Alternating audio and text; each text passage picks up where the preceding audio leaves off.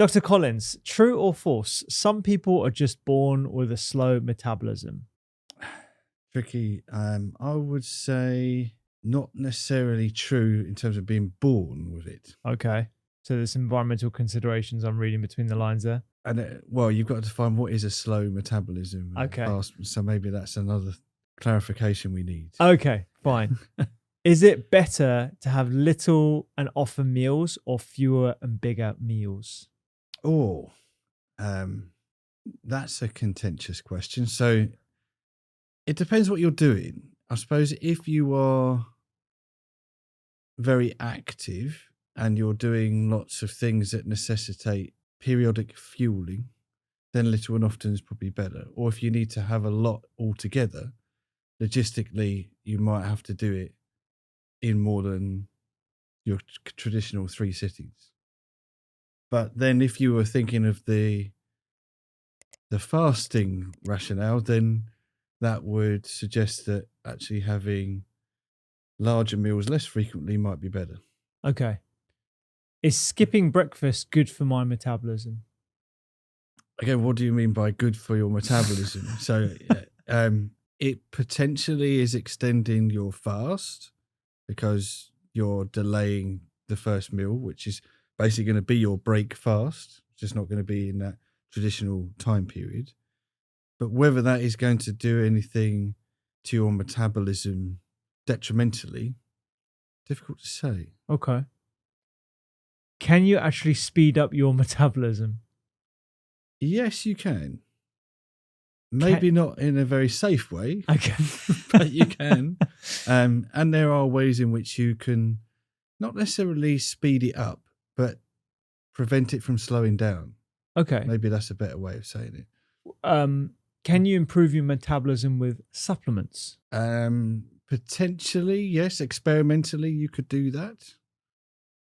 But the magnitude of effect is probably very marginal. Okay. And can a low carb diet help me reduce my weight independent of calories? Now, that is a difficult question. I would say independent of calories, probably not. Okay. Yeah. All right. Why don't we start off by very controversial question. I know, yeah. Difficult to say yes or no to. I know, yeah. Let's stop the true or false for now. Yeah.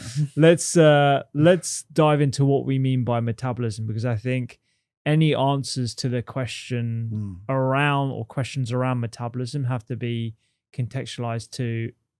We need to explain exactly what we mean when we say the word metabolism. So what is metabolism? How would you explain that to folks?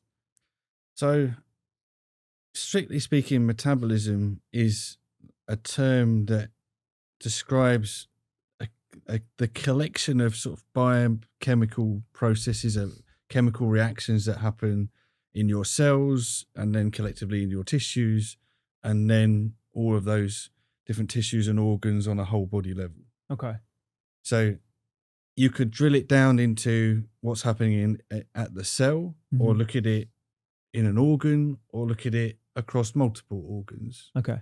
But it's how you're using the energy substrates that you're eating. So that's predominantly your carbohydrate, fats, to some extent your amino acids, and how that is done using your oils of the machine, shall we say, which is your vitamins and minerals, which are acting as sort of cofactors, coenzymes of the metabolic machinery. Okay, so when you say cofactors and coenzymes, so the things that are helping the reactions to happen. So they they're not grease the necessarily wheels. broken down for any. They're not broken down or used for energy themselves, but they're making sure that the reactions can take place, or that the metabolic processes can happen. Okay, so from my understanding, metabolism is the production of energy. That's when we think of energy metabolism. And I suppose from a nutrition diet perspective, that's what we focus a lot of our energy, a lot of our focus on. Sure, yeah. But obviously there's more to metabolism than just taking energy or recycling energy. because there's things related to detoxification and other metabolic processes that you might use, which do involve energy, which might be part of your immune response Okay. or other physiological processes. Okay. So we're not just talking about the production of energy for all these different reactions around your body. We're talking about protein generation, immune complexes, hormone Yeah. regulation, etc. So this is all lumped into this word Yeah. that we band around called metabolism. Yeah. Okay. Yeah. The other way to think about it is if you looked at the body and you looked at what you're feeding into the body in terms of what's coming in from diet and what you're eating and drinking and what you're excreting in terms of your urine and your feces and how much heat you're generating, how much work you're doing. So that's your sort of energy in, energy out, energy balance type model. Mm-hmm. And metabolism is essentially the black box that does all that. So what you're feeding in and what you're producing from what you're feeding in is basically the job of your black box, your metabolism. Okay. So when we talk about these reactions that are occurring all over the body, my understanding that is that there are certain parts of the body that are more metabolically active. Mm-hmm. What are the most metabolically active cells in our body? Where would we find those? So if I was thinking of my sort of metabolic rate, so if we go back to what do we mean by metabolism, I've gone straight in with my technical definition of what it is, because metabolism is the sum of all the parts that I described on a whole body level. And a lot of that is around energy metabolism, our ability to take the energy in what we're consuming and use it to recycle and supply the energy that we need on a daily basis, which is constantly a demand. And also we need to supply the things that are being turned over. So things like proteins, for example, are being broken down that we need to obviously replace and restore. But another way in which people think about metabolism is going back to that whole black box idea of energy in, energy out, is that people think of metabolism as just the product of metabolism, which is how many calories am I burning? Yeah. Right, so how much is how fast or slow is my metabolic rate? And people talk about metabolic rate, which is technically just the amount of energy I'm burning lying at rest doing nothing. And that is obviously a product of your metabolism. That's what you're breaking that energy down that you're supplying to fuel. But if I think of that metabolic rate, so let's say I'm burning, just lying at rest doing nothing, 1,500 calories a day, which could be around 1 calorie per kilogram per hour, say, roughly. So if I was looking at that, I'm not just one homogeneous mass. I'm made up of different organs. Yeah. And so what is it that's actually demanding that energy or using that energy in the body? So that's the question that you were really asking. And if I was to look at it, and there's been some really nice work by people that have tried to model metabolic rate and predict metabolic rate based on organ mass and almost like assign metabolic rates for individual organs. And if you do that, then if I was to look at your metabolic rate, probably about half your metabolic rate is being drawn from just your liver and your brain. So, and the rest of it is from everything else. Half. So about half your metabolic rate, just lying at rest doing nothing, is to meet the demand of your liver and your brain. Gosh. And just by mass, like your brain's a very small part of your body. So per kilogram of weight, it's doing a lot of stuff. Yeah. Wow. Yeah, and I would say that your liver is probably one of the most active metabolic organs. It's probably the metabolic organ because it's the one organ that can pretty much do most things you want to do from a metabolic perspective. Other tissues have limitations or specialisms in what they can do. So yes, it might be your liver and your brain, but then if I look at what else is drawing energy at rest, you look at your kidneys alone are probably drawing maybe about 20% 20%? of your metabolic rate, Oh my up to gosh. 20%. And think how small your kidneys Yeah. are. It's just an illustration of how metabolically active some tissues are relative to others. That's incredible. I mean, obviously, people think muscle is the thing. Yeah, they do. Oh, Yeah, muscle yeah. is the thing that's going to be demanding the energy, which Yeah. it does, but not because per kilogram it's very active. It's just that you've got a lot more of it because obviously there's a lot more muscle.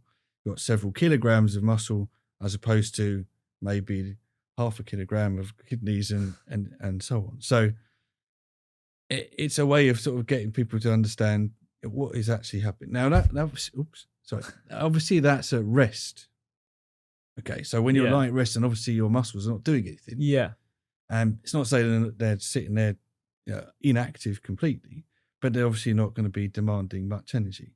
Of course, when you move, do any physical activity, that energy demand is going to go up. And obviously it's not because your liver and your kidneys and your brain necessarily are going to be demanding more energy. That's obviously your muscle. And muscle is probably the most dynamic organ, because it's the one organ that can go from not zero, but very little energy use to like 1,000-fold energy use. Wow. When you go from rest to sort of exercise. Gotcha. The other thing, which we might come to later, about muscle, it's not just about the variability in terms of the energy consumption. It's also the fact that your muscle is designed to basically burn anything for energy. It's like your main metabolic consumer, not because it's the most metabolically active, but because it's the thing that you need to supply of energy in order to do any work. Right. And it's the thing that is going to be the most variable in terms of energy consumption or fuel consumption. But it can burn anything. It can burn carbohydrate, it can burn fat, it can burn ketones, it can burn amino acids. It's basically a consumer, the metabolic consumer.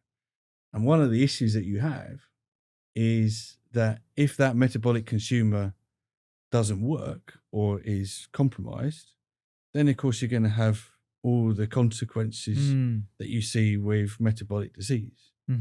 Now, part of that could be because you're completely sedentary and you're never actually demanding that energy from that muscle. Okay. So, of course, it's not serving you as a metabolic consumer as you think. But even aside that, there are things that we might come to that illustrate how your muscle is impaired in its ability to serve as a metabolic consumer. Okay. So going back to this is great. I love sort of this idea of our brain and our liver taking up 50% of our energy needs at rest. And I think that's going to be really surprising for folks.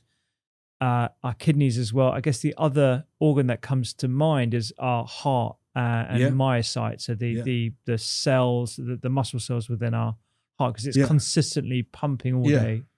Yeah, all day long. And again, that's I suppose the thing that people are conscious of when they're. So if you're lying at rest doing nothing, then of course your heart is still pumping and you're breathing, but those processes are actually very energy efficient. You don't really spend that much energy. Oh, interesting. Because breathing is actually quite a very, very passive process. Not really doing muscle contraction unless you're doing forced breathing. But if you're just doing quiet breathing, the contraction of your diaphragm, which only has to go in one, just contracting and relaxing. It's not like you've got a whole combination of muscles. Very, very in terms of energy terms, very efficient. Same with the heart. Yes, it's a muscle and it's pumping, but relative to other things, it's not going to be demanding a lot of energy when you're lying at rest, even though that's the thing you're conscious of doing actively when you're lying at rest doing nothing. So at rest, as a percentage, the majority of my metabolism is going to be taken up by those organs collectively. If I was to get on a treadmill or a watt bike and just go for it, trying to do my HIIT training. Every single muscle is being used. Maybe I'm using dumbbells at the same time, just run with me. I'm trying to utilize all my skeletal muscle as much as possible. Yeah. As a percentage of my metabolism, how much can it shift towards skeletal muscles as a ballpark? Well, it would. Obviously, your overall energy expenditure is going to go up, and it could go up relative to rest 10 times what you have at rest. Oh, wow. Now, of course, that's not because your liver is burning more energy or your brain's necessarily burning more. Obviously, it's your skeletal muscle. That's what we're saying about how variable the energy consumption of your muscle is. And so you can, in terms of energy expenditure, go from rest to exercise. And that could be, if you were walking, it might be 3 times your metabolic rate. If you were doing something more vigorous, it could be up to 10 times. If you're doing something like cross-country skiing, it could be in the teens. It could be 10, 15 times your metabolic rate. And so that just illustrates how variable your energy expenditure is, because, of course, we think of metabolic rate and we express metabolic rate in terms of calories per day. Yeah. As if like you're going to spend the whole day lying at rest doing nothing. Yeah. But of course, people don't. Even the most sedentary person is not going to have a energy expenditure or energy requirement, if you think of it another way, because energy requirement would mean you're meeting your energy expenditure of the same as your metabolic rate. It'd probably be not twice as much, maybe not 50% more, but might be something like 20, 30% above your metabolic rate, even in someone relatively sedentary. Gotcha. Okay. So it can really flex up in terms of the percentage of because your you total have energy to factor expenditure. in that physical activity. And that's where a lot of interest is on metabolic rate, because metabolic rate, if I was thinking of all the energy that I'm burning on a daily basis, for most people, metabolic rate is the biggest component. Yeah. That explains probably about 60-70% of your total energy expenditure. I just want to briefly come back to the liver. So we mentioned earlier that the liver and the brain constitute a large proportion of metabolism. Why is the liver such an energy, like a huge utilization of energy from your body at rest? Is it because of all these different processes? You mentioned one of them, detoxification, but it does a lot of other jobs. Yeah, so it does various jobs. It's probably the one that has the most metabolic activity, in the sense that it's got the ability to do loads of different things compared to other tissues that have maybe more specialist or simple jobs. So it does have the ability to store, manufacture carbohydrate. It also has the ability to process, synthesize fats. It can also manufacture certain amino acids, as well as all these processes of detoxification and other things that the liver does. When you say amino acids, you mean from proteins. Okay. So you can turn something into something else. Basically, that's what the liver has got the ability to do. So you can take something like a glucose and turn it into an amino acid to make proteins, or you can take a fatty acid and turn it into a ketone if you want to utilize that energy in a different way.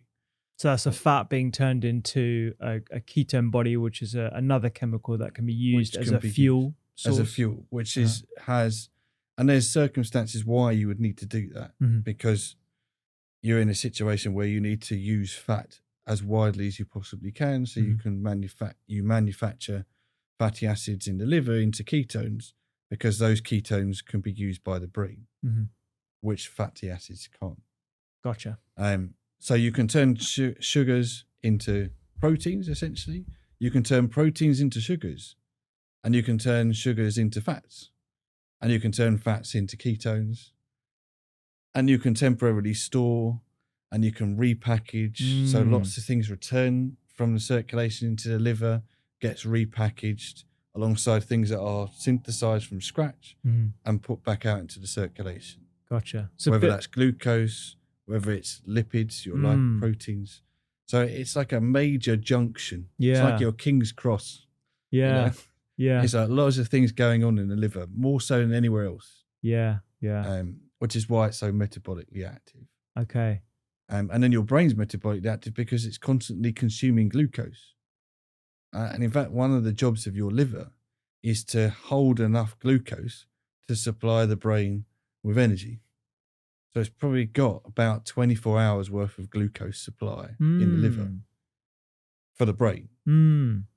So because the brain is such a constant glucose consumer, and unlike the liver, unlike the muscle, which I mentioned earlier, that can basically chuck anything on the fire for energy, your brain can pretty much exclusively only use glucose because you've got the blood-brain barrier, you've got a major sort of protective barrier around it, which you can't get certain things across it on purpose. So that's why you see the brain, certainly at rest, the brain and the liver, so energy consuming, because of course your brain still has to coordinate everything. Yeah. Even that heart rate and breathing that might not be demanding much energy has to be regulated through the brain. So you have to maintain some activity of the brain all the time. It's pretty amazing, isn't it? Because you think about this through the lens of evolution, and there is like this incredible design, like the fact that it's got a 24-hour storage capacity in the absence of food during famine, or you can't find a fuel source for whatever reason. Your liver has got your brain's back. And I guess part of that is going to be glucose, but then part of it is going to be ketones. I think one of these misconceptions is when people go on a low fat or low glucose or a completely ketogenic diet, then your brain is completely dependent on ketones, but it's just shifting the proportion of glucose to ketones, right? But you're still using glucose, because your liver has only got equivalent of 24 hours worth of supply of glucose to the brain. Of course, you're not just going to use all of that and then do something else. Whilst you're relying on that or draining that, you're also going to be manufacturing new glucose from other things to keep the supply lines going. So otherwise it wouldn't be a very efficient system if you haven't got the ability actually to manufacture new glucose for export. Which is why the liver in short can produce sugar molecules from proteins that you consume. And often it's the amino acids or the protein that gets sacrificed in order to keep those supply lines going. Right. So whilst you might be able to use ketones, yes, and that's coming ultimately from fat, which you've got an abundant amount of. You're probably never going to run out of that. But you're still going to be using some proteins indirectly for energy, because you'll be turning those proteins into sugar to keep a certain supply of that in the blood. Okay. You still have to have a concentration of glucose, a constant concentration of sugar in the blood. That's the whole point. It's got to keep that consistent. I mean, you can see that with people who go on prolonged fasts, right, with no fuel whatsoever. Their liver is able to consistently put out glucose in the bloodstream to keep the lights on in the brain. Gotcha. I want to bring us back to the difference between metabolic rate and metabolism, just to bring the listener up to speed. So if we're going to be using the term metabolic rate versus metabolism, what exactly are we talking about? Let's clarify those two terms.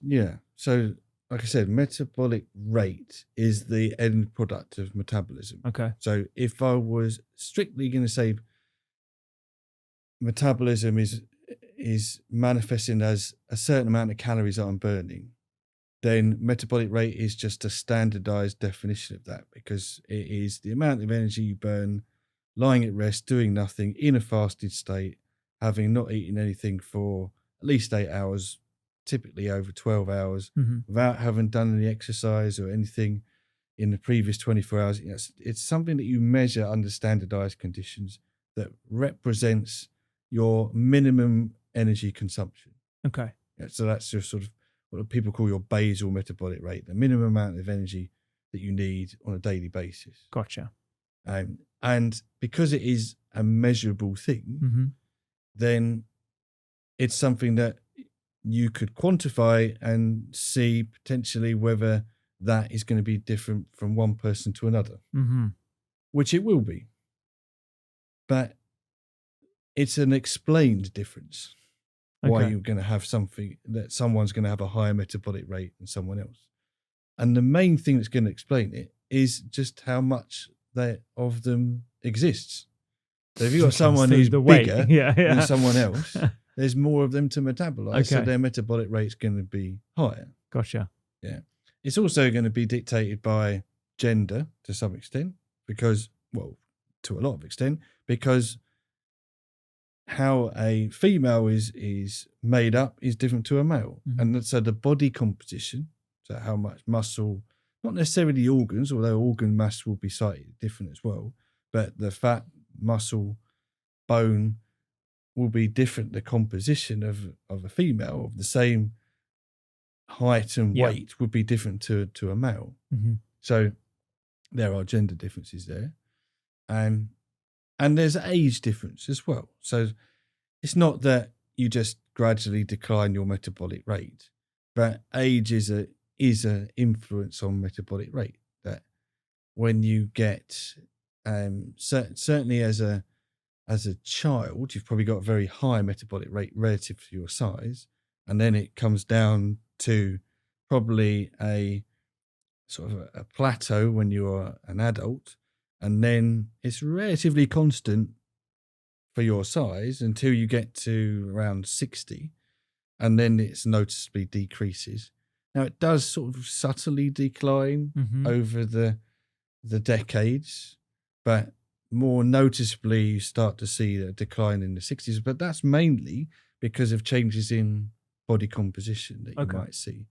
I want to double click on that in a second. So just to clarify, metabolic rate is an objective measure of our basal metabolism. So how many calories are burned at rest? At rest, okay. So, the combination of our liver, our brain, our kidneys, all those metabolically active organs, etc. And metabolism is more the sort of like definition of actually what's going on, all the different processes that are occurring in every cell in our body, every second of every minute of every day. With this in mind, aside from the obvious difference in weight, if you had someone of the same weight, would you see variation in their basal metabolic rate? I.e., are there some people that are slow versus some people that are fast? In my experience, no. Okay, interesting. I mean, this is going back many, many years when I was doing my PhD. And a lot of that at that time was me measuring metabolic rate in hundreds of people. And it's highly predictable. Okay. So you can have two people that are basically the same height, weight, age, and they'll have very similar metabolic rates. Okay. So yes, it might vary, but the variation is relatively subtle. So you're not talking about, that person's going to burn 200 or 300 calories a day more than that person. You're looking at like 50 calories, 100 calories. Okay, so not a significant difference. It's probably something that is almost within the realms of measurable difference as well, because there's obviously a certain error that's associated with measuring these things as well. So how sure can you be as to, is that a true difference or not? Or is it just normal variation between different measurements that you're taking? Can we so I take that. I think so from the listener's perspective, very predictable. You could potentially use an online calculator to give you a rough estimate of what your basal metabolic rate is likely to be. If you have an extreme example where you have an 80 kilogram male, let's say, one of whom has got quite a lot more muscle mass than the other, but they are of the same weight, would that accentuate the difference between their metabolic rate? Yeah, you could you could definitely extenuate that. And that's, again, going back to the sort of modeling. So Sure. for most of the time, a lot of differences that you see between people, or most of the differences you see between people, is explained by simply height, weight, and age. Yeah. The body size and the age and the gender. Now, if you had extremes of body composition where you had someone who's had a lot of body fat and very little lean mass versus someone who was the opposite, you could see differences in metabolic rate. But remember that 50% of your metabolic rate is the organs, isn't it? So you're not going to have different. You're not going to have someone who's going to have bigger organs than another person. Yeah. So again, it's when you look at the modelling, it ends up being relatively subtle. Yeah. The difference. Yeah. I think that's a really good explanation, because I think a lot of people would have assumed the big muscly bloke is going to be a lot more metabolically active than the other one. But going back to what you said right at the start of this conversation, if the vast majority of your metabolism is going to be, your metabolic rate is going to be explained by your organs and what they do at rest, then it's not going to have a massive impact regardless of the differences in body composition. Yeah, I would say so. Now, I would maybe put a caveat to all of that said. So if I was, like I said, going back to data that I've collected myself, if you look at cross-sectionally, just measuring loads of different people of all different shapes, sizes, ages, backgrounds, whatever, then it's pretty predictable. You could predict what someone's metabolic rate is going to be. But on an individual basis, you might see differences within that same individual. And that's the interesting thing about metabolic rate, which comes into this idea of metabolic rate being something that could be adjusted. Yeah. Right. So it's not the fact that that person's got a higher metabolic rate than that person, but circumstances in an individual might adjust their metabolic rate up or down. Okay. Right. Relative to themselves. Okay.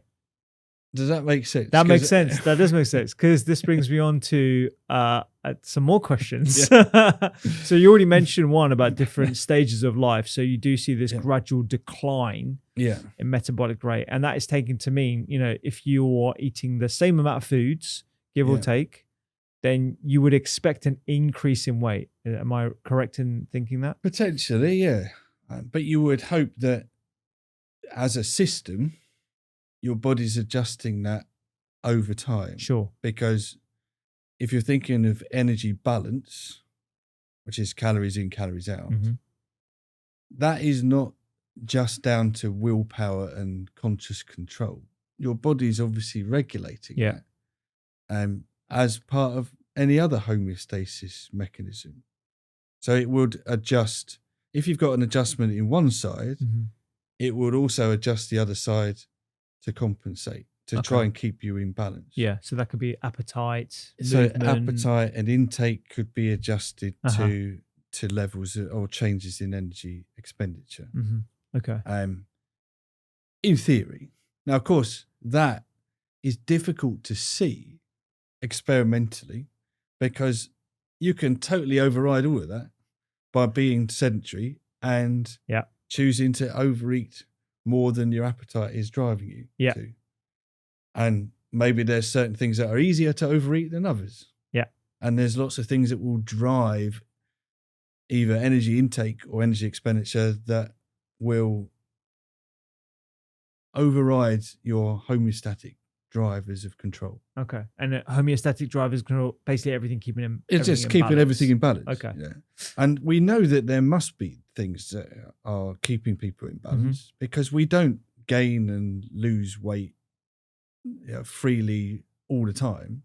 We are relatively weight stable most of the time, despite the fact that we don't prescriptively eat. Well, some people prescriptively eat the same thing all the time, same calories every day, expend the same calories every day. But there's so much variation in how much energy you're consuming on a daily basis, as well as how much energy you're expending on a daily basis. But like I said, as a measurable entity, it's incredibly difficult to see. Yeah. Because you can't really measure energy balance unless you're carefully controlling or observing it in a situation where you can accurately measure both sides. Yeah, like in a experimental, Like metabolic chamber. Yeah. So yeah. I've got the listener in my ear right now. Yeah. Dr. Adam, I get your experiments, Yeah. and I understand people are, relatively predictable, but Yeah. I hit middle age, Yeah. and then I got middle age spread. Yeah. This suddenly increase in weight, largely concentrated around the midriff. Yeah. And I eat the same and I exercise the same, and it's affected it. Hence, I feel like my metabolism has slowed. Yeah. It's a phenomena that everyone is acutely aware of. How would we explain this? Difficult from the point of view of metabolic rates. It's not like you suddenly hit your 40th birthday and your metabolic rate drops by 200 calories a day. Okay, I'm glad about that because I'm hitting 40 in a couple of weeks. So, yes, there are going to be subtle changes in metabolic rate that happen with aging. But I think, and this is going to sound totally anecdotal and stereotyping, and I apologize in advance, but what tends to happen in middle age is you get life changes in middle age, that people get married, they have a change in lifestyle, and that could translate into not differences in metabolic rate, but differences in physical activity. So they become less physically active. yeah. Equally, they might have other things that are influencing their energy intake that weren't there before. Yeah. So they might have more money to spend on nice food or eating out in restaurants, or things, life stages can influence eating behavior, which is obviously related to energy intake, and also physical activity behavior. Mm-hmm. So I don't think it's something necessarily you can blame from in terms of your metabolic rate. Okay. What about menopause? So does the shift in hormones, i.e. the drop in estrogen and testosterone, have an impact that would explain the sudden increase in weight? Yeah. Interesting. That's an interesting sort of stage. Now, there's some suggestion, or at least theoretical logic, to say that, let's say in the menopause, and let's just scoot back a little bit to what I was saying about energy balance and energy homeostasis. In fact, your body's trying to keep everything in check, to match your calories into your calories out. Now, in order to do that, your body has a bit of an adjustability to obviously appetite control, but also energy expenditure or metabolic rate. So it can sort of dial up and dial down metabolic rate. And it can become more wasteful or more frugal. And part of that's driven by things like your thyroid hormone and your sympathetic response. So there is a sort of central control over that. And it's not to say it's the same mechanism, but a way to sort of prove that capability exists is when you look at cold acclimatization. Because if you stick someone in the cold, obviously they need to increase their body temperature and have to produce more heat to compensate. Now, what they do initially is they shiver. You have to shiver, so you do all these micro muscle contractions, because that's a way of wasting energy, because you can't convert chemical energy into work very effectively. So a lot of that gets lost as heat. So that's a deliberate way of generating heat. But of course, that's debilitating. You can't shiver all the time. So, but you have got an ability to do what they call non-shivering thermogenesis, or heat generation without having to shiver. And we have an innate ability to do that all the time. But when you expose someone to the cold over a period of time, their ability to do that increases. Okay. So they now can maintain the same body temperature, but without having to shiver. And when you measure their metabolic rate, someone who's in a cold acclimatized state would have a higher metabolic rate than someone who's in a temperate climate. because they've basically wasted some of the energy that would have gone to other things purely for generating heat. And how does one acclimatize to that colder temperature? What kind of practices? So let's say what's doing the business there is a certain form of your adipose tissue or your fat tissue, which is not pure brown. So you've got white adipose tissue and brown adipose tissue, and people talk about brown adipose tissue as something that's heat generating. But what happens is that we don't really have any recognizable stores of brown adipose tissue, pure brown adipose tissue, unless you're a neonate. But what we've got the ability to do is to brown our existing white adipose tissue. Okay. So we can turn what would be just a way of temporarily storing fat to then turn it into something that is turning fat into heat. Okay. And we can morph basically certain fat cells into these heat generating Brown fat cells. Okay. Dynamically to burn off heat. How do we do that?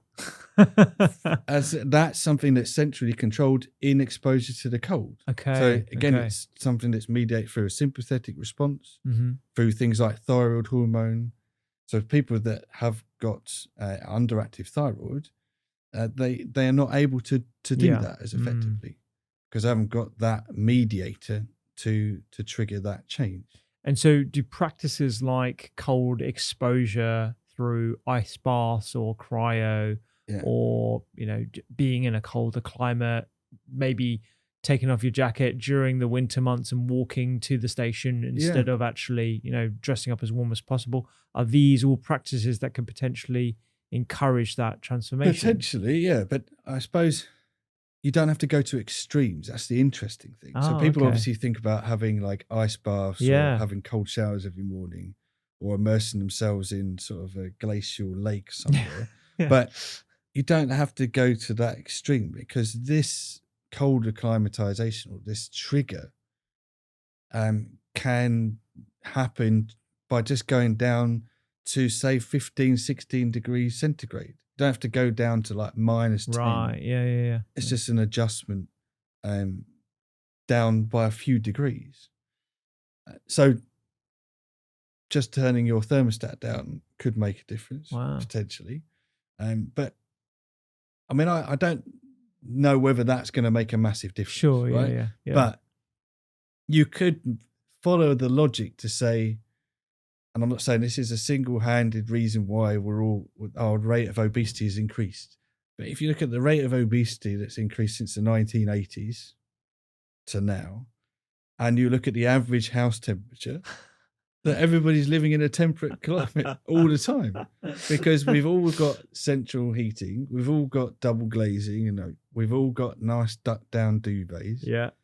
We're never in a situation where we're outside of like a thermoneutrality, where we're never triggering any cold-induced That's thermogenesis. so interesting. I haven't heard that as a reason as to why we're all obese. It's a fanciful suggestion. But I know, yeah. But anyway, I say all this because it's an illustration of the fact that we've got adjustability to our metabolic rate. Yeah. The fact that we can adjust it up and down. Okay.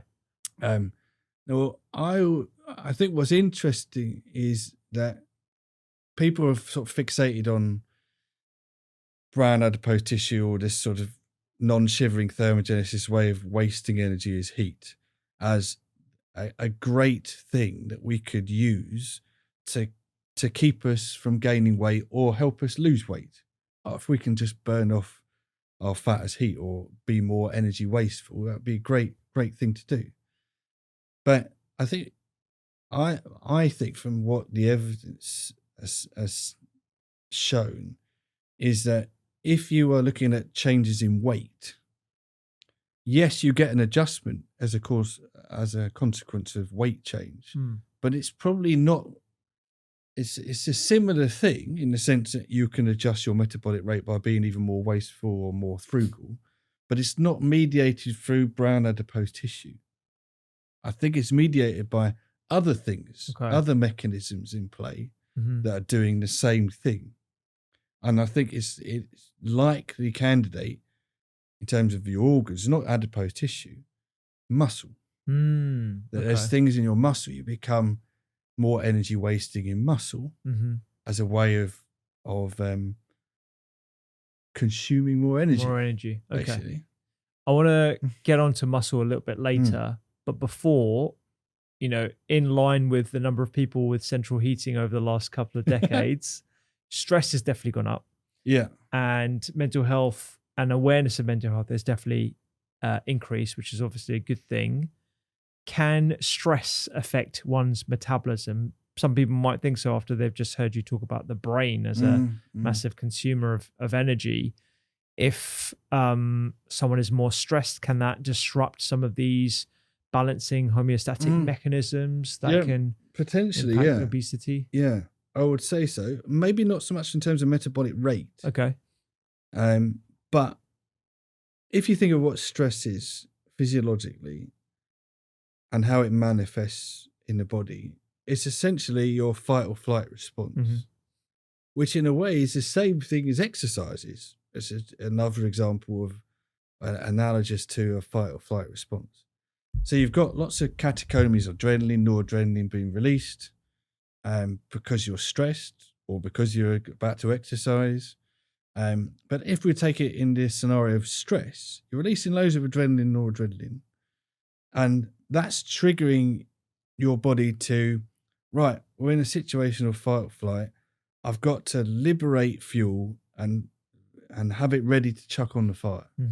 So it starts to trigger your adipose tissue, your fat cells to release fatty acids. It starts to trigger your liver to start exporting more glucose out of the liver. So basically you're trying to liberate fuels so you can fuel the fight or flight. Now, if it was a true fight or flight situation, of course you're going to expend energy to fight or flight. So that fuel is going to get used. But if you're stressed, you're not really using that energy.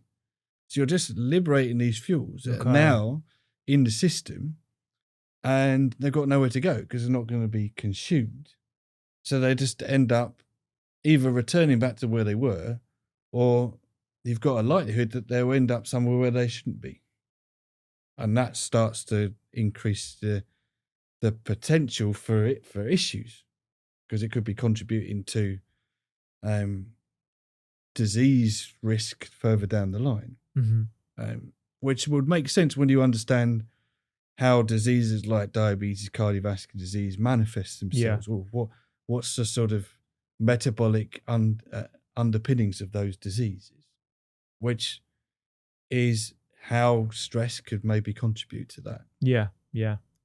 Now, if it was exercise or fight or flight, of course, it's beneficial because actually you can mobilize all of this fuel and then you're actually increasing the consumption of these fuels to fight, flight, or to go and do that run or go and do that spin class or whatever it is. Now, it might not be that you can use all that fuel at the time of the exercise. You might use some of it during the exercise, and then what you can't use during the exercise, you'll use after the exercise to pay back what you had to use during the exercise. But effectively, you've consumed or used that fuel that you've liberated. So that, I think it would be one metabolic explanation for how stress could contribute to a potential issue, because you're liberating things without using it. And I guess, you know, the wider context of psychological stress leading to behaviors that could lead to the overconsumption of calories. So there are sort of non-biological as well as biological explanations as to why it can lead to a greater propensity of certain diseases and metabolic diseases. Absolutely. On this subject of metabolism, metabolic flexibility is a term that is becoming increasingly popular. And I think it's been misused in lots of ways as well, because there is this idea that if you just shift your diet to having a bit more fat, it gives a little bit more metabolic flexibility. Why don't we define exactly what metabolic flexibility is taken to mean? Okay. I think this would lead us down a really interesting maybe more in-depth path that we need to explore Sure, yeah. to fully appreciate it. But let's just tackle the term metabolic flexibility. Metabolic flexibility is a term that came about to try and illustrate, in essence, the flexibility or the switching between burning carbohydrate versus burning fat. Okay. So there's periods of time where you're going to be burning carbohydrate, and then there's periods of times when you need to be burning fat. Okay. And to illustrate metabolic flexibility, we can look at certain scenarios where you would expect there to be metabolic flex or a switch of fuels. So one would be that difference between a fed and a fasted state. Uh-huh. So a fasted state, let's say you haven't had anything to eat for 12 hours, you're in a truly fasted state. So you haven't had any new fuel coming into the system. So you are, yes, you might have been releasing your carbohydrate stores, but you have certainly in earnest started to liberate your fat stores, release those fatty acids, and you're using fatty acids where you can for energy. You're not using 100% fat, but you've shifted towards more fat oxidation, more fat burning. Okay. Because you haven't had any carbohydrate. No carbs coming in, yeah. So that's like a situation of predominantly fat burning. And then you have a meal, and let's say that meal contains carbohydrate. And of course, you've got new carbohydrate coming to the system. Mm-hmm. Your whole metabolic apparatus, mainly orchestrated through the liver, mm-hmm. is now going to shift you towards utilizing that carbohydrate. So replenishing stores of carbohydrate in your liver, taking up and using carbohydrate in your muscle to store, to use. And the fact you've got carbohydrate means that no longer are you releasing fat from your adipose tissue, you're now storing fat in your adipose tissue. So you've gone from burning fat in a fasted state to now burning, utilizing carbohydrate in the fed state.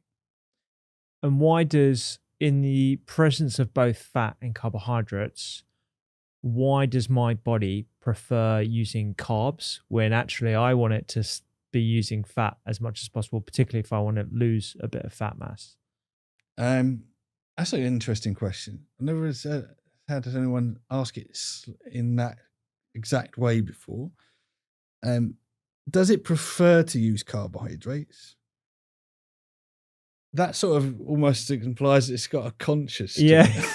It's making a choice to choose to burn carbohydrates. I mean, everyone likes carbs. I suppose it go back to the metabolic perspective of it. If you were to do any biochemistry, is to recognize that the whole of your metabolic apparatus is orchestrated around carbohydrate availability. Uh-huh. Right. So everything is dictated by glucose availability, effectively. Yeah. So when you've got glucose, you use glucose.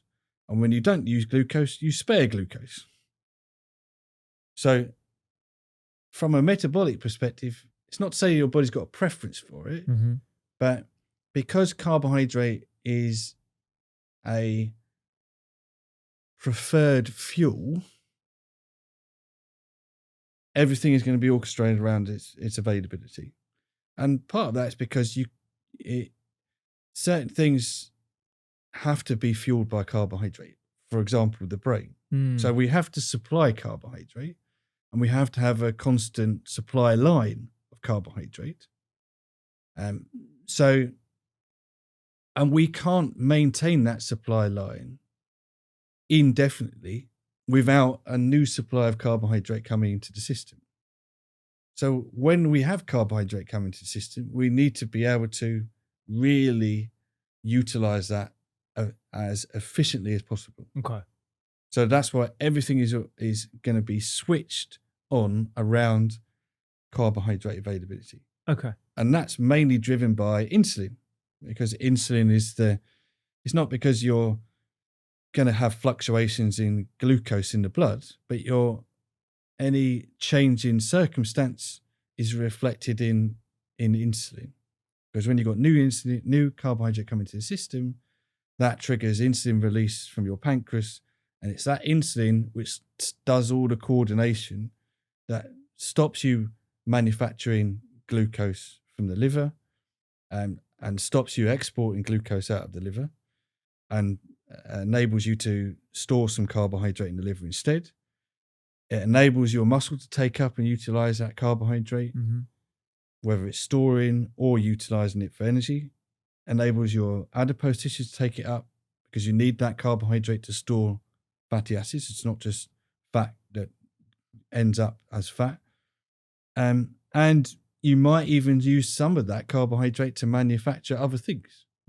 Maybe some amino acids, maybe some fatty acids, because you can afford to do it because you've got a new supply. Now, when that supply dwindles and you haven't got a new supply coming in, you start to not immediately switch. Sure. It's not just like a on-off thing, but over time, things will start to gradually shift towards, over those several hours, away from carbohydrate utilization towards fat utilization. Okay. So in answer to go back to your original question, not to say you've got a preference for it, but the system is designed in a way where carbohydrate is your preferred fuel, and fat is your backup fuel. Gotcha. So rather than have just one fuel that you use all the time, you've got a preferred fuel and a backup fuel. Gotcha. So that means that you can adjust to different situations more effectively. Yeah. Like I said, flex. Yeah. Yeah. So you're like a hybrid car. If you've got enough electricity, great. But if you don't have, then you're going to use the petrol in the back. Yeah. Okay. And you've got plenty of petrol, especially if you're only doing like short runs around the city or whatever. Okay. So you've got this scenario where in a fasted state, you've got the ability to dip into fat, and that's what your preferred source would be. And then you've got this state where you've actually got some food, carbohydrate / or broken down into glucose, and then your cells will switch to that in the presence of insulin that does all these jobs, tells the liver to stop producing sugar and pump it out into the bloodstream, gets your muscles to take up the carbs, and your fat cells to take in fat as well. Have I got that right? Yeah. Well, yes. So you're doing two things in adipose tissue. You're taking up fatty acids and you're taking up glucose. Yes. To join with those fatty acids to form that triglyceride, triacylglycerol. Yes. Yeah, the fat. To store fat. Exactly. Okay. So metabolic flexibility. Yes. What is the metabolic? So the metabolic flexibility concept is the idea that you need to be in a situation where sometimes you're burning carbohydrate and sometimes you're burning fat. So the illustration of it is when you've got how easy is it for you to transition from the fed to the fasted state? How easy is it for you to transition from a resting state to a exercise state? So you could illustrate it by how easy is it for you to switch from carbohydrate to fat if you go from feeding to fasted or overnight. So if you measure someone overnight, how big a switch is it, or how long does it take for them, or how much do they switch from carbohydrate to fat? Okay. So if I was to take an example, right, and this will be an extreme example. Let's say I stop eating at 8 p.m. I've just had a pizza, let's say. I do sometimes eat pizza. I fasted for 12 hours. And in the morning, I've started already burning fat. And when I break my fast, I'll start using carbohydrates or whatever I'm consuming, whether that's protein and fats, etc. If I'm efficient, I'm metabolically flexible, that should happen. Let's say I'm metabolically inflexible and I extend that fasting window. So I didn't break my fast until 12 p.m. the following day. So I've been fasting for a longer period of time and I still don't start burning fat. Is that a strong indicator that I am metabolically inflexible, i.e. I'm not switching to another fuel source utilization to power my metabolism? Yeah, well, you're pretty much there. Yeah, so if you were going to test someone's metabolic flexibility, you would probably do that. You would feed them, you would measure them overnight, let's say. So you might put them in a metabolic chamber, or you might measure them say after a meal at dinner and then measure them again in the morning after however many hours of fasting. Gotcha. To see how they've switched from carbohydrate to fat. And if they're metabolically inflexible, then the extent by which they make that switch would be less pronounced than someone who's metabolically flexible. Gotcha. But it's not just about transitioning from carbohydrate to fat. Mm-hmm. It's also the other way, which is, again, what people don't appreciate. Yeah. They always think about it's all about fat burning, but it's about your ability to deal with the carbohydrate as well. Yeah. So if you feed them the carbohydrate, if that person's metabolically flexible, they'll be able to take that carbohydrate, clear it from the blood, utilize it very effectively. Mm-hmm. So they'll be able to switch to carbohydrate utilization much more effectively. Mm. And of course, that's coming into play in terms of things like glucose intolerance, Mm-hmm. pre-diabetes, which effectively is another manifestation of metabolic inflexibility, Mm-hmm. because you're not able to switch, you're not able to use that carbohydrate. Now, that also means that when you measure them several hours after a meal, they're not going to be switching to burning fat as effectively, because they're still trying to manage the carbohydrate that you fed them in the meal that you gave them before. Mm-hmm. So it's not just about your ability to switch to burning fat or how good you are at burning fat. It's how good you are at dealing with the carbohydrate as well. Yeah. Which is important. So if I'm metabolically inflexible, I want to talk a bit about how we become more flexible. But if I'm metabolically inflexible, what kind of conditions, you mentioned a couple already, does that predispose me to? So that would be the conditions that we all suffer from pretty much in the Western civilization, which is cardiovascular disease and insulin resistance diabetes. Mm. So insulin resistance diabetes is probably a more obvious one that people can understand, if you think of metabolic flexibility, because like I said, if you've got an impaired ability to clear and utilize that carbohydrate, that's an example of metabolic inflexibility. But cardiovascular disease is also part of metabolic inflexibility, because if you're not switching from carbohydrate to fat, then it's not because you're not able to burn your own stores of fat, but you're also impairing your ability to manage the flow of lipid or fat around the blood. Mm. And that's not just the fats coming that you're liberating from your fat stores. It's fat that you've fed in whatever it is you're eating, because people don't just eat pure carbohydrate. Sure. They're eating a mixed meal with got protein and fat and carbohydrate in it. So your ability to deal with that ingested new lipid coming into the system, but also the management of the lipid that you've already got in the system, the fat that's circulating around the blood, your lipoproteins, these shopping bags full of fat that are floating around your blood, which links to what people measure as your cholesterol. Yeah. Where's your cholesterol? It's in these lipoproteins, these shopping bags floating around the blood. And the reason why it becomes an issue is because you're not able to clear those shopping bags anymore. They're just carrying on being kicked back out into the circulation all the time.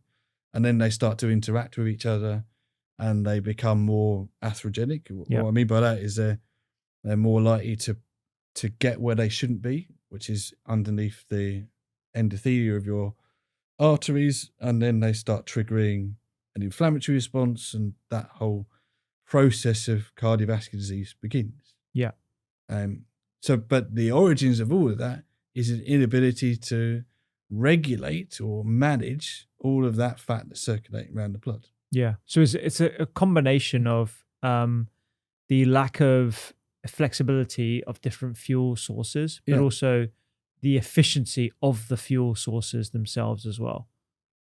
Like how we actually utilize carbohydrates and those fats. Yeah. So how does one become more metabolically flexible? What are the key things that we should all be doing to increase our ability to be more efficient and to switch? Okay. I'm going to address that in reverse. Okay, go for Okay. it. So let's describe a situation where it's wrong, Okay. and how that could be reversed or tackled to make it better. Perfect. So let's describe a reason why people might have metabolic inflexibility. So one thing, which I know we haven't really tackled this at all, which I'm actually quite pleased about, because a lot of people focus on this more than they should, and that's, say, obesity. Uh-huh. Right? So obesity, or having excess weight, we know is associated with metabolic inflexibility, for example. And of course, it's also a strong risk factor for cardiovascular disease, diabetes, all the things that people are getting ill from. It's not because they carry around too much weight, it's because they've got a risk of cardiovascular disease, diabetes, and the end products of all of that in terms of disease. But why does that happen? Why are those things so intrinsically linked?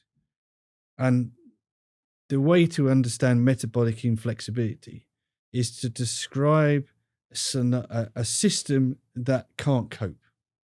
Right? So let's take one thing related to obesity. So why is it that having excess weight or too much body fat leads to cardiovascular disease and diabetes? And the reason for that is that it's an inability to store fat. So, which sounds like paradoxical. Yeah. I've got so much fat, but yet I've got an impaired ability to store fat. If you think of it like let's say our ability to store fat, if you think of it like a cup, that cup's got a certain capacity to it. Yeah. So if I pour whatever it is into that cup, it'll be fine until it gets to the brim of that cup. And then that's it. I can't take it anymore. And if I carry on pouring it, all of that fat's then all of that content's going to spill out. Spill outside. So it's going to overflow. Mm-hmm. That's essentially what's happening in your adipose tissue. So it's not the fact that you have too much fat per se, it's the fact that your fat cells are not able to serve you well in terms of storing that fat. So it's the fact that your fat cells are too large and full up. Mm. And so, of course, they become resistant to fat storage. So it's like a balloon. You can blow it up so much, but then it becomes harder and harder to blow it up because you've reached capacity of that balloon. It's essentially what happens with your adipose tissue. So if you're constantly storing more fat than you can cope with, then yes, you're going to be producing more fat cells to store that fat in, but your existing fat cells will become larger. And that's what you see with people that have obesity coupled to metabolic diseases, that have large, what we call hypertrophic or engorged adipocytes. So is this what happens if you were to do a biopsy of a metabolically unhealthy obese person and look at that under a microscope? That's what you would see. Yeah. But it's slightly more nuanced than that, because we can predict where those types of fat cells are going to be. And that tend to be the ones that are central. So if I look at the fat cells around my central region, they tend to be more hypertrophic. They're larger, more insulin resistant, because it's insulin that's driving the fat to be able to store. And if they're full up, then they're not going to respond to insulin as much, so they become insulin resistant. Now that can contribute to insulin resistance because those fat cells are not just clearing fat from the blood, they're also clearing glucose from the blood, because your adipocytes are also a site where glucose gets taken up to store that fat. So now you've got these fat cells that are no longer serving you in terms of storing fat. So where's that fat going to go? It's going to have to go somewhere else. It's now in circulation, it's not going to be cleared. So it's not, and so that's the fat from your meal. Yeah. But it's also fat that perhaps was from meals long Long past past, yeah. that are still in the circulation Mm-hmm. that have maybe gone to the liver, been repackaged and kicked back out again. But if you're never able to store it, it's just going to end up in that circulation. Anyway, so you've now got these large hypertrophic adipocytes or fat cells, and that fat is now spilling over into other places. Now, if we said that that's a characteristic of central fat, this is why perhaps location is key. Because if you had fat around your hips and buttocks and thighs, so if you're a typical female, that gynoid shape, that pear-shaped fat distribution, those fat cells tend to be better at storing fat. So that serves you well as a metabolic sink. You can sink away and store fat. So even though you've got higher body fat, and women have 10 percentage points higher body fat in terms of percentage of weight than men, but actually that's protective. That's actually preventing them from having any issues because they've got a better capacity to store fat. But if you're a man, then you tend to store that fat more centrally, and that becomes more of an issue. But equally, a female might have that issue too. Yeah. And that's coming back to one of the questions you asked earlier about menopause, is that change in estrogen, testosterone does influence fat distribution. So then it's not that all of a sudden all your fat moves from the glutofemoral region to the central region, but any new storage of fat is more likely going to be in male pattern rather than female pattern. But if I look at that, then that in itself is not so much of an issue. So if I've got lots of central fat, but it's still just about coping, I've still not got much overspill from my cup. It's right up to the brim, but it's not overflowing yet. That's not too much of a problem. Let's say it starts to overflow. Then the first thing I need to do is store it somewhere else. And the first place I can store it is maybe my visceral fat. So I might store it in the fat cells around my viscera rather than the fat underneath my skin, which is where I would predominantly store my fat. I'm now going to have to store it temporarily in my visceral fat. So that's why visceral fat or intra-abdominal fat is a risk factor, because that's a symbol of the fact you've got overflow. It's now going into your visceral fat. Now that's potentially a problem. But that's still benign because it's still captured, held there temporarily, but it's not causing an issue. Or it might end up in your liver and you might get liver fat. And that's something that you see in people that tend to have high central adiposity. They might have high visceral fat and might have liver fat. But liver fat technically is reversible too, because we know that the liver is very good at being able to manage loads of things. So given the opportunity, it could deal with that. So maybe temporarily it can keep that fat there. And then when times are conducive to it, it can do something with it. It can package it up, turn it into something else, chuck it back out into the circulation. So far that's not creating too much of an issue, but the issue really starts to happen when that fat ends up in other places where it shouldn't be. And one of those places is the muscle. So if you start to get fat inside your muscle and you're not using that fat in that muscle, it's just ending up in that muscle because it's got nowhere else to go, then the presence of that fat in the muscle then starts to antagonize your insulin receptor. So now your muscles become less insulin sensitive. Now remember, your muscle is your main metabolic consumer. Now you've compromised that muscle's ability to take up and utilize or consume that fuel, particularly glucose. So, and the muscle is the main glucose consumer, really. All right, your brain is, but in terms of the variability, it's the thing that is going to be able to increase or decrease glucose consumption. It's your muscle. Now you've compromised it by having fat in that muscle, as well as obviously your insulin resistance in your adipocytes already. So now you've got peripheral or whole body insulin resistance. It's not to say that the fat in your liver is not having an issue, because temporarily that causes issues in terms of insulin resistance in your liver. Now, what insulin is doing in your liver is regulating the export of glucose out of the liver. And someone who's got an impaired glucose tolerance, the reason why they've got high hyperglycemia is not because they're consuming loads of carbohydrate and they're not clearing it from the system. They've also got an inability to stop producing more glucose out of the liver. Yeah. They've got an over export, or they're increasingly exporting glucose out into the system, which is inappropriate. Which is inappropriate. So just to summarize where we're at the moment. So obesity with some of these large fat cells isn't necessarily an issue. Yeah. Even visceral fat to an extent is not necessarily an issue. Yeah.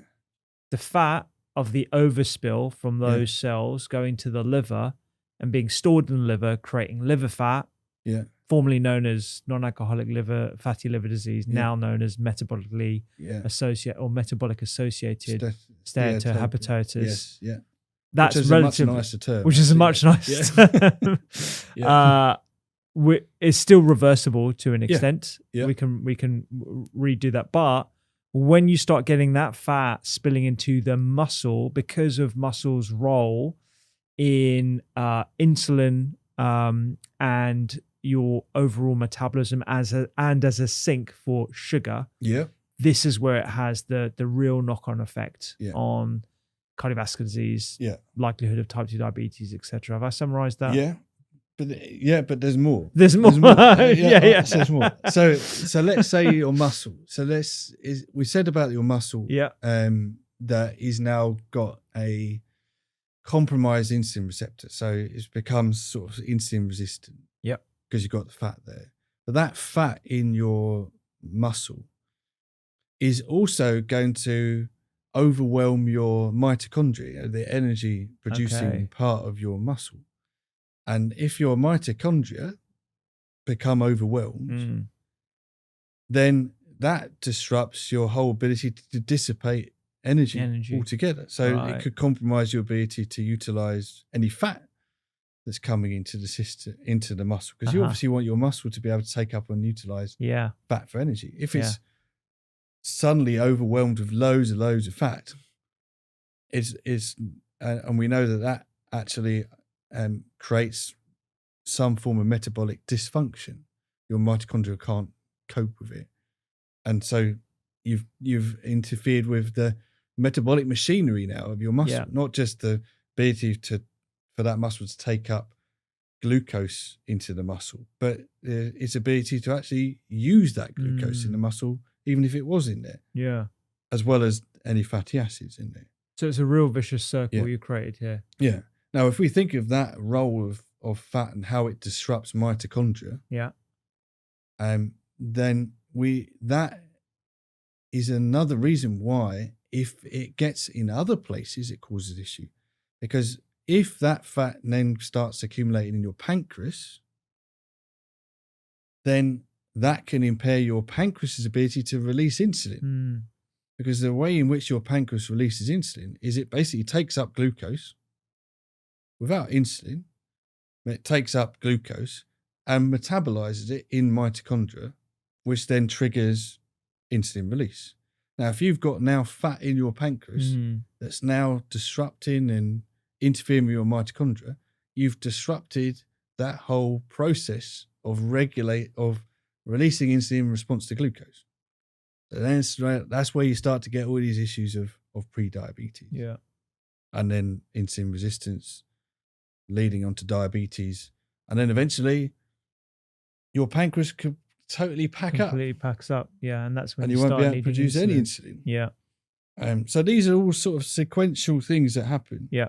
Which are almost things that happen one after the other. But the end product of it ends up as a risk of insulin resistance, diabetes, and of course cardiovascular disease, because you're not able to clear those lipids from the blood. And your liver is just taking these lipids and repackaging them and chucking back out again. Yeah. And the fact you got all these shopping bags full of lipid, cholesterol, Yeah. and they start interacting with each other and becoming smaller and denser, and then acting like bullets, getting through endothelia. Yeah. You might also get endothelia being the lining of cells around arteries. The artery. You also might, if you've got a perfect storm of say something that is also damaging the endothelia itself. Yeah. And you've got things like high blood pressure. That's a big cardiovascular risk. Yeah. You got more likelihood of that atherosclerosis. So all these things are linked together. Yeah. So I haven't asked you a question yet. Yeah. So how do we get metabolically flexible? But this is all good context. To understand the consequences of metabolic inflexibility. Yeah. Because that's basically, if you follow it all the way down, those sequence of events, then that's where it starts to lead to disease. Yeah. The good news is that, of course, it's a sequence of events that I can reverse. Yeah. So I can go back in the reverse order of that sequence. And if I was saying, let's say I was looking at someone who has overweight or obesity, then we know that just losing 5% body weight has huge benefits in terms of glycemic control, cardiovascular risk, all these things dissipate, not because I've hit a certain weight or I've got a certain adiposity, but because I've scaled back that energy deficit that I'm creating.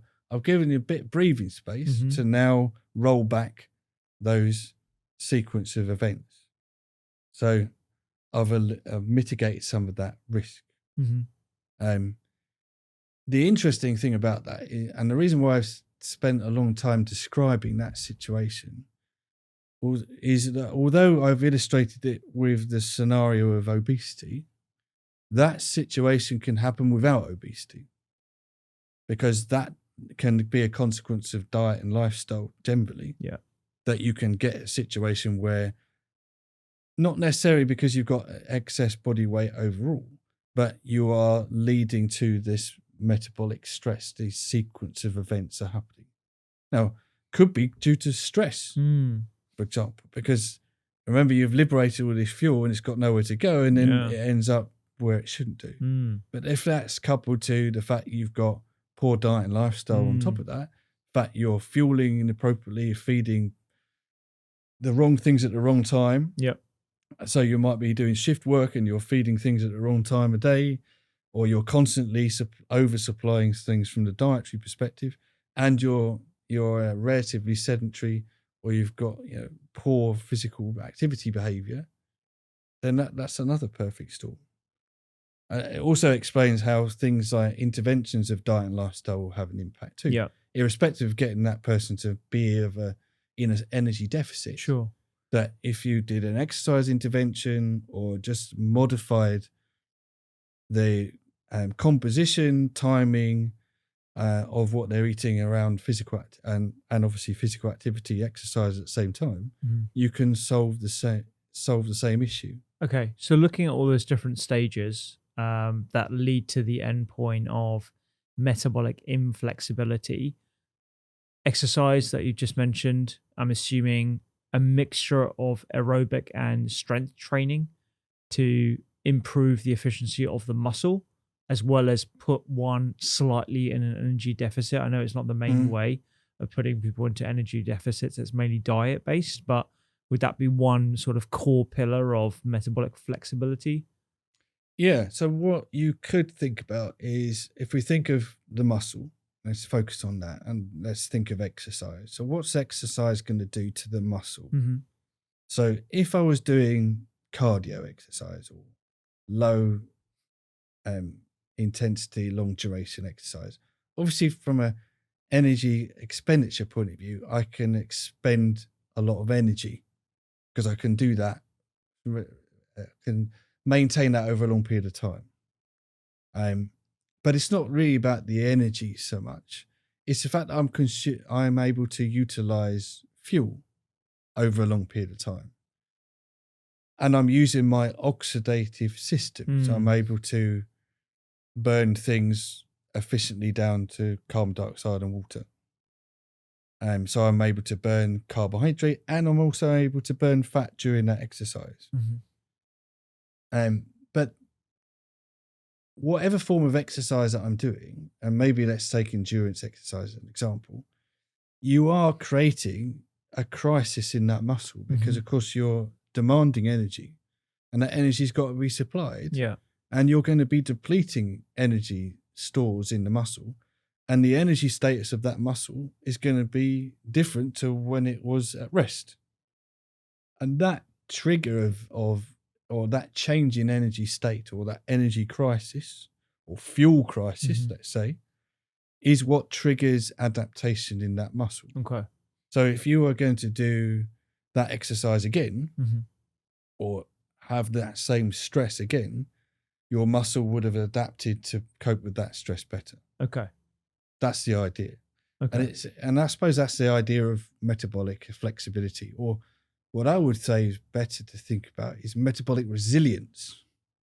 Because what you want is your body not to be in a constant state of homeostasis all the time, but obviously there's going to be periods where it's in excess and periods where it's in deficit. But what you want to be is in a situation of resilience, so you can cope with the excesses and the deficiencies that you've got. You can roll with the normal punches of life, because we don't live in a vacuum, and we don't eat the same thing prescriptively all the time or exercise in the same way. So we've constantly got the stresses and strains of living. Yeah. So that's what we need to be able to be better to cope with. And that's the idea of metabolic resilience. But how can you achieve that? One way is through creating a stress, which triggers a response, which improves your ability to deal with that stress next time. And exercise is a clear example of that. Yeah. It's that whole Nietzsche thing, whatever doesn't kill you makes you stronger. Yeah. So you're increasing resilience and the adaptability of that muscle. So that might be that you've improved your ability to take up glucose. Yeah.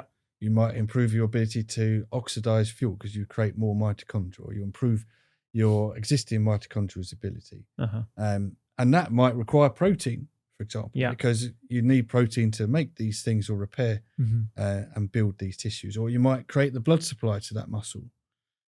So all these adaptations are important and improve your ability to deal with that crisis next time. Effectively, increase your ability to burn fat. Yeah. So you've got a better fat burning ability of your muscle.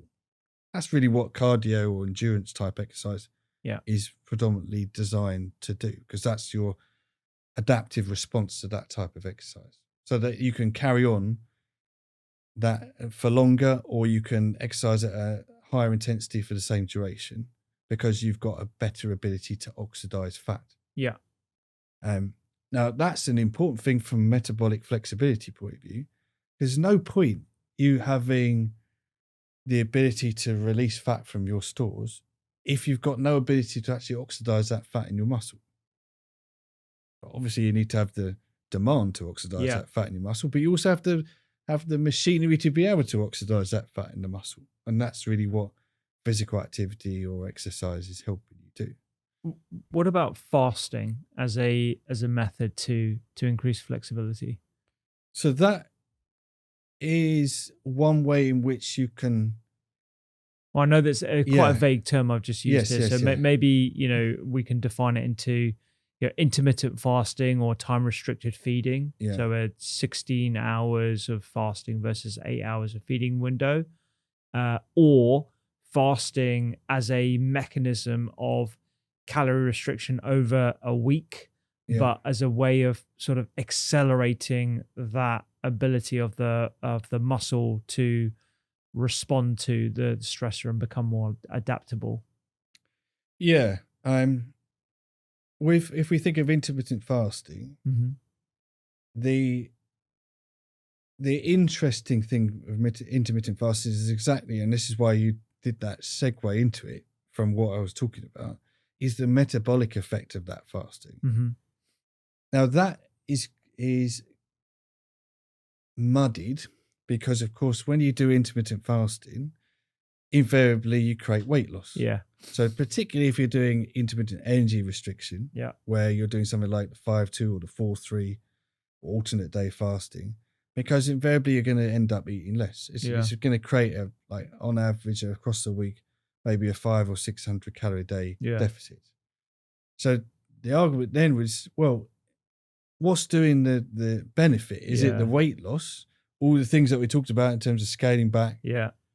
Or is it something to do with the fact that you've extended the fast or given them a period of fasting more so than before? I would say, yes, the weight loss is going to have a big effect, but there is definitely metabolic changes that you would see on a fast day versus a feeding day. Okay. Because you would see that person has shifted to oxidizing fat on a fast day versus oxidizing carbohydrate predominantly on a feeding day. Mm-hmm. And you will see changes in insulin release. So you're going to release more insulin on a feeding day than they would on a fasting day. And if you looked at it from a whole body perspective, then that would translate into you taking up and storing carbohydrate and utilizing carbohydrate on a feeding day generally, versus you liberating and utilizing fat on a fast day.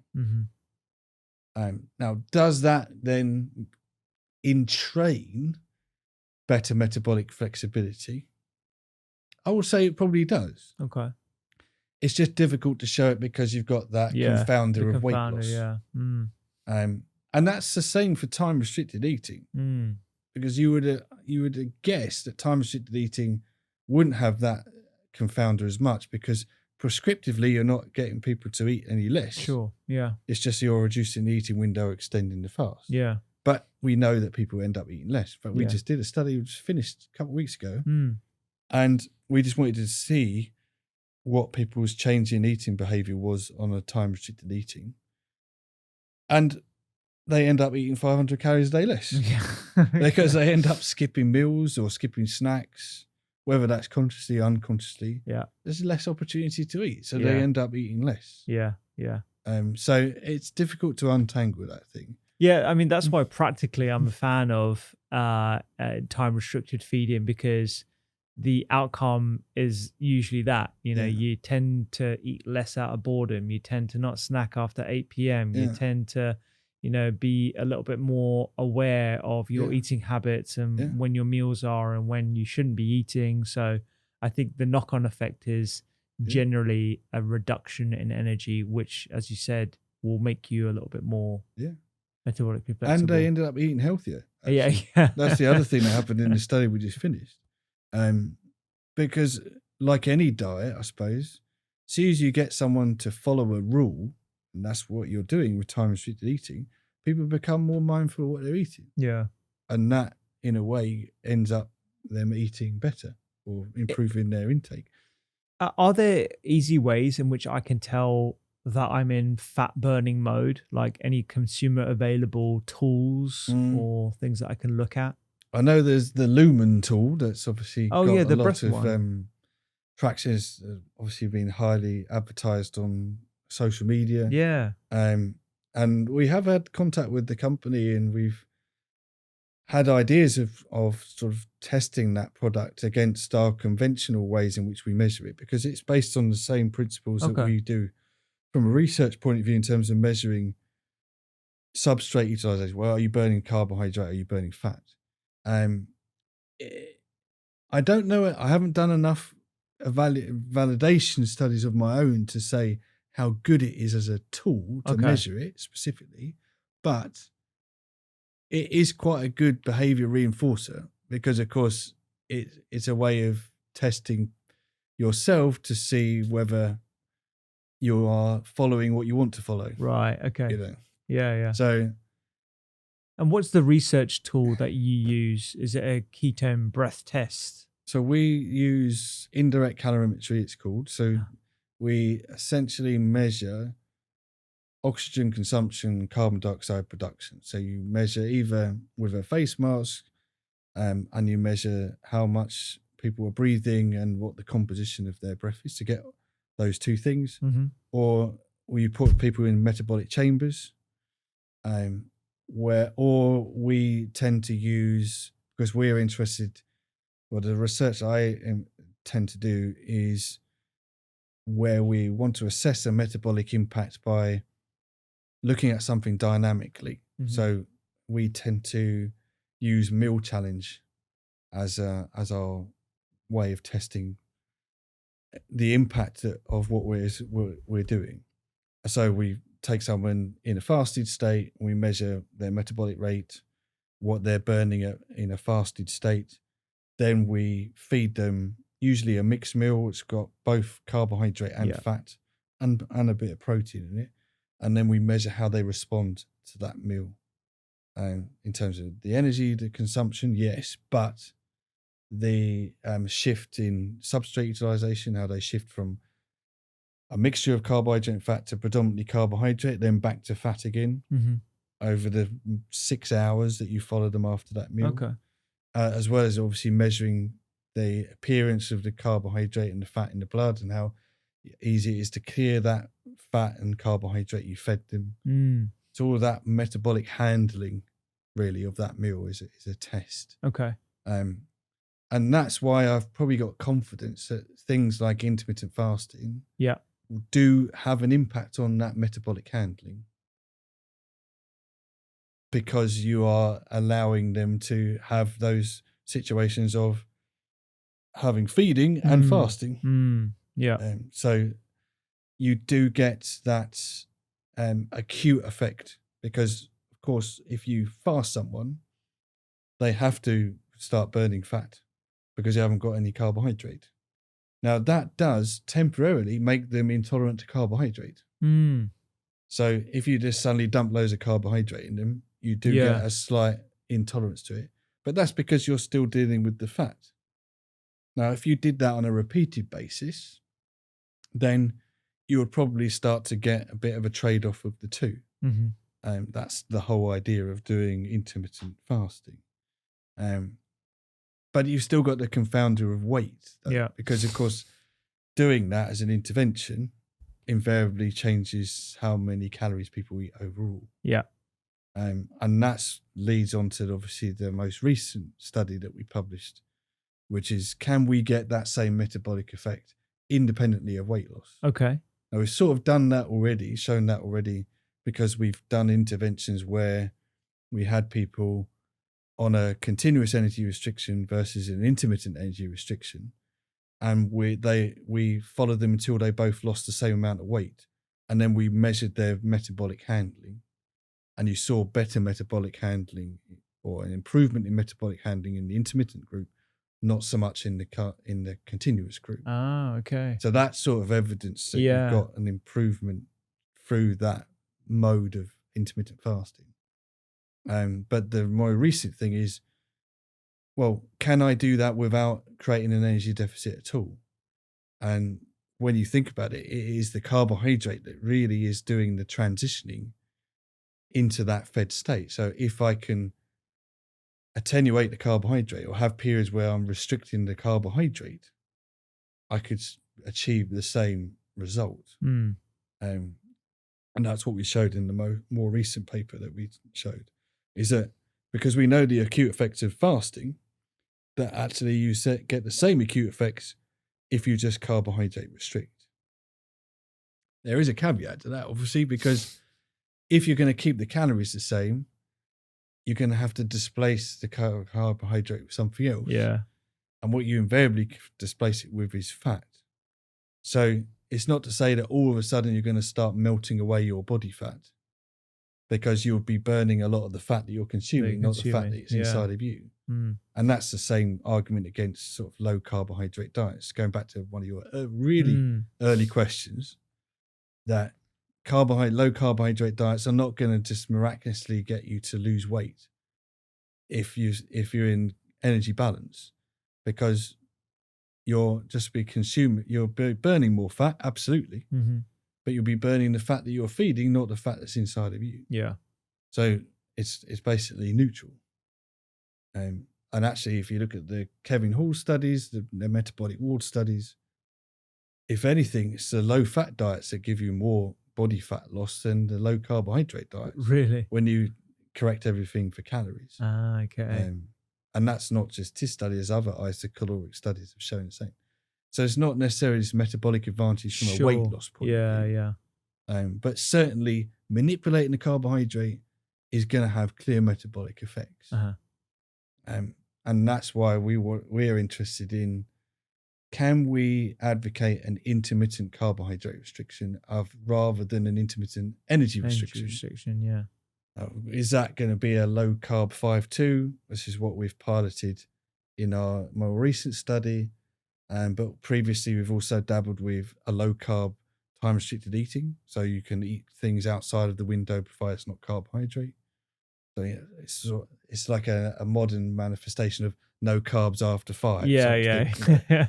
So I wouldn't necessarily say that's a straightforward thing, but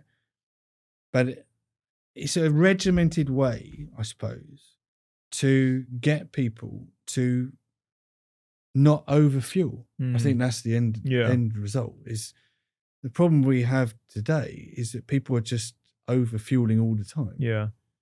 And that's partly down to society now, because whereas maybe our parents, grandparents, depending on how old you are, where they used to have breakfast, lunch, dinner, and maybe even supper before they went to bed, and now we don't have distinct meals.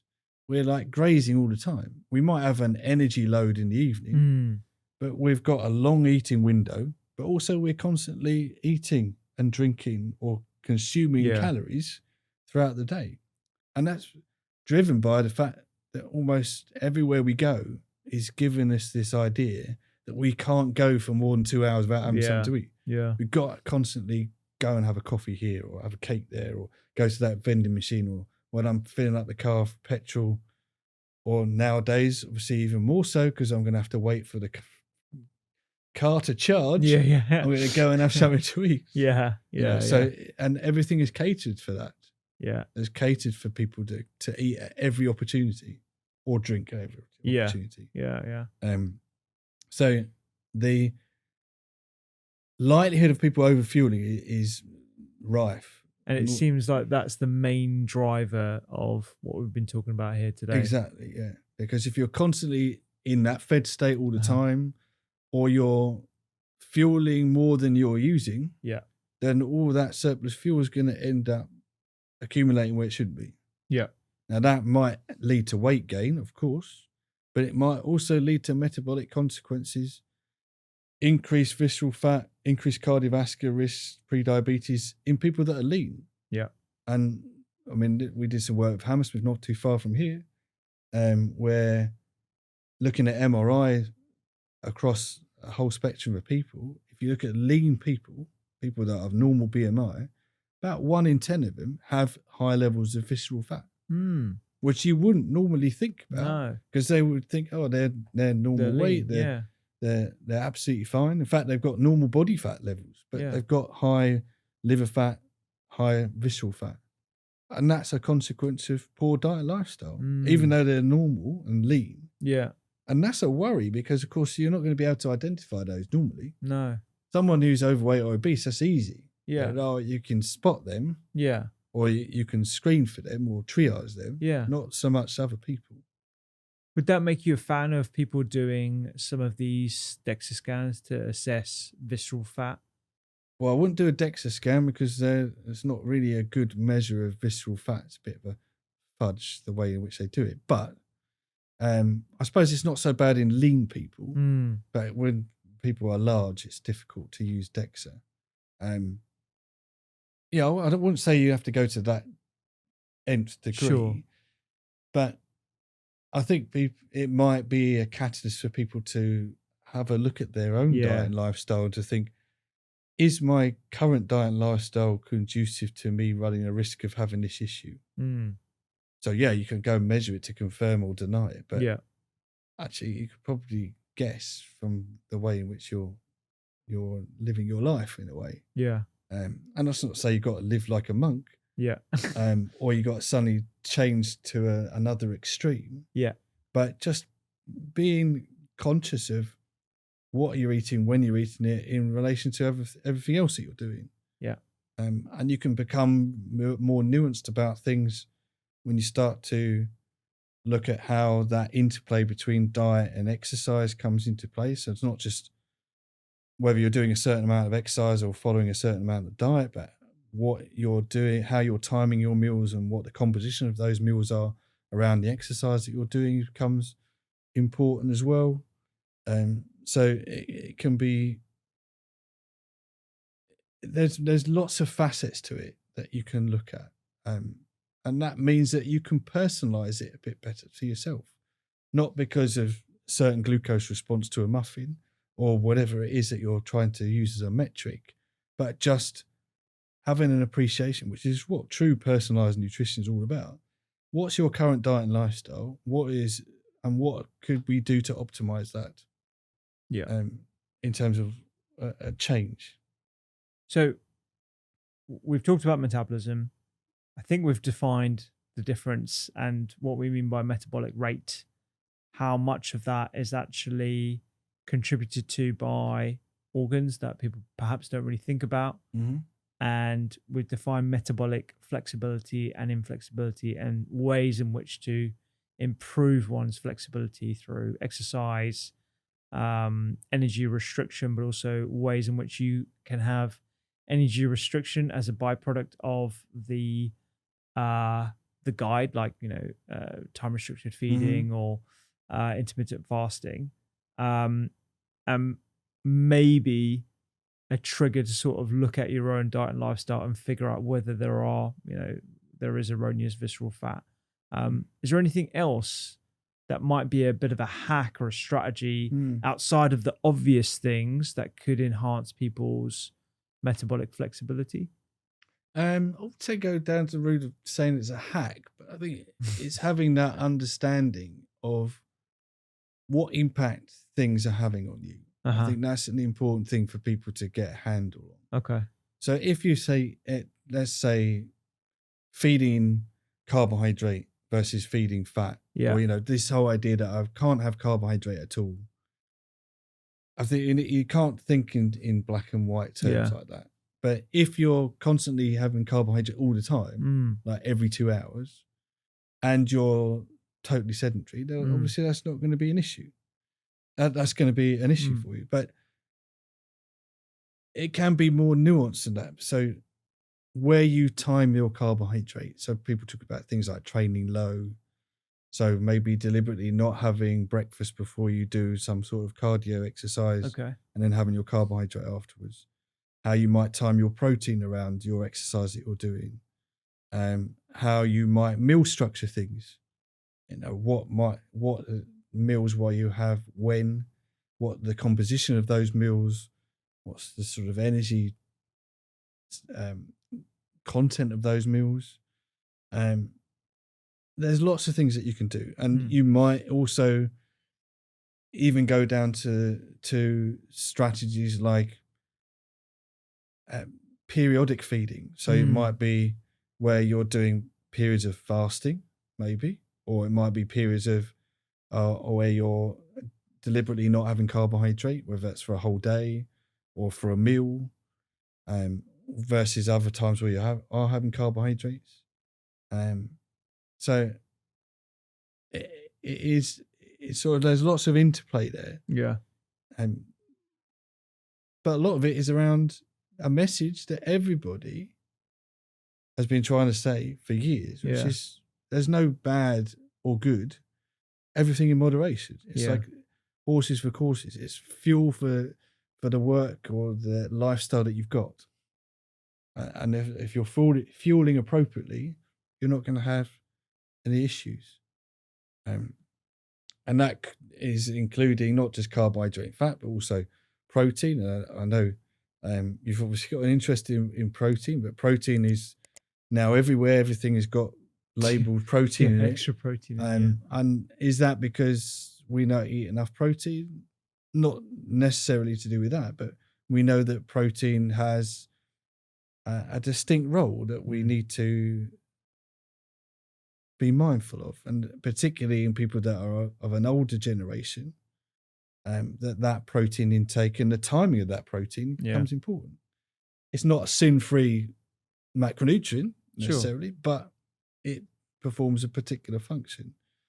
And particularly if you're looking at maintaining muscle function or muscle mass or building muscle mass, or maybe attenuating the loss of muscle mass with age, then protein is an important thing.